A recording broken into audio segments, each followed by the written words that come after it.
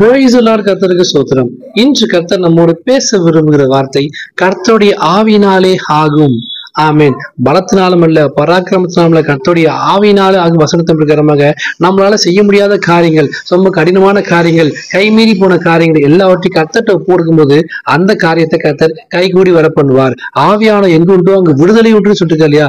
ஆவியோடு உண்மையோடும் தொழுது கொள்ளும் போது அவர் உங்களுக்காக வழக்காடுக தேவனா இருக்கார். நமக்காக காக்க கடங்கா பெருமூச்சோடு நமக்காக பரிந்து பேசுகிற பரிசுத்த ஆவியான துணை கொண்டு நம்ம ஜெபிக்கும் போது, காரியங்களை செய்யும் போது, காரியங்களை நடத்தும் போது அந்த காரியங்களை கர்த்தர் கைவிட பண்ணுவாரு. நம்முடைய பலம், நம்முடைய பராக்கிரமம் ஒண்ணுமே இல்லைங்க. நமக்கு மீறி ஒருத்தர் இருக்காரு, அதுதான் ஆவியானவர். ஆவியான துணை கொண்டு நம்ம ஜெபிக்கும் போது காரியங்கள் கைகூடி வர பண்ணுவார். இந்த வசனத்தின் பிரகாரமாக பலத்தினாலும் அல்ல, பராக்கிரமத்தினாலும் இல்ல, நம்முடைய பலன் பராக்கிரமத்தை எல்லாத்தையும் ஓரம் தட்டி வச்சுட்டு கர்த்தர்ட்ட ஒப்பு கொடுத்து கர்த்தர் மேல் பாரத்தை வைத்து விட சொல்லிருக்கா இல்லையா? உங்க காரியங்கள் எல்லாம் கர்த்தர்ட்ட ஒப்பு கொடுங்க. ஆவி பரிசுத்தாவின் துணை கொண்டு ஜெபித்து காரியங்களை செய்யுங்க. அவர் உங்களுக்கு காரியத்தை கைகூடி பண்ணுவார். ஏன்னா கர்த்தருடைய ஆவியினால எல்லாம் ஆகும். ஆமென். God bless you.